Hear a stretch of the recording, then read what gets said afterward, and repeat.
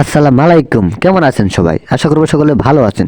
তো আজকে আমরা নিয়ত করলাম যে আমাদের এই শস্য ক্ষেত্রের যে অধিক পাশে যে আমাদের জমিটা আছে সেই জমিটার আলটি আমরা কেটে আসবো। তো দেখুন আমরা যখন পথ ধরলাম তখন দেখতে পাচ্ছেন আমাদের পাশে একটা কত সুন্দর শস্যের ক্ষেত ছিল। এই ক্ষেতটি হলো শস্যের ফুলগুলো কিন্তু অনেকটা সুন্দর।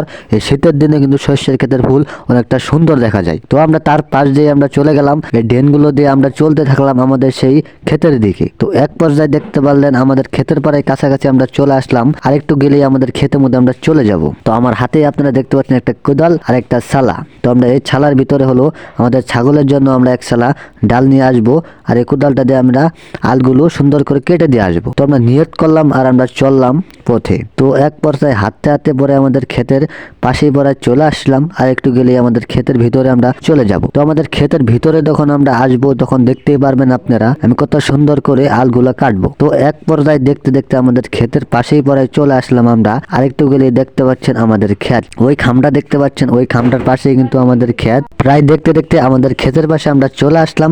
এবার ওই মানুষটা দেখা যাচ্ছে, ওটা হলো আমাদের এক পরিচিত মানুষ। ওই ক্ষেতের পাশেই কিন্তু আমাদের ক্ষেতরা। তো আমরা দেখতে দেখতে ওই ক্ষেতের ভিতরে পরে এসে বললাম এবার সালাটা আমরা মাটির থুবো, সে কিন্তু আমরা আল কাটা শুরু করে দিব। তো আমরা আজকের দিনে আমরা এই আলটুকু কেটে শেষ করে দিয়ে যাব। তো দেখতে দেখতে দেখতে পাচ্ছেন আমাদের আল কাটা শুরু করে দিলাম। তো এক ক্যামেরা ধরেছে আমাদের এক ছোট ভাই, আমি তাকে বললাম তুমি একটু ক্যামেরাটা ধরো। তো আপনারা দেখতে পাচ্ছেন আমাদের আল কাটাটি কতটা সুন্দর হচ্ছে। তো আমাদের আজকের ভিডিওটা এই বন্ধই ছিল। সবাই একটু আমাকে সাপোর্ট করবেন।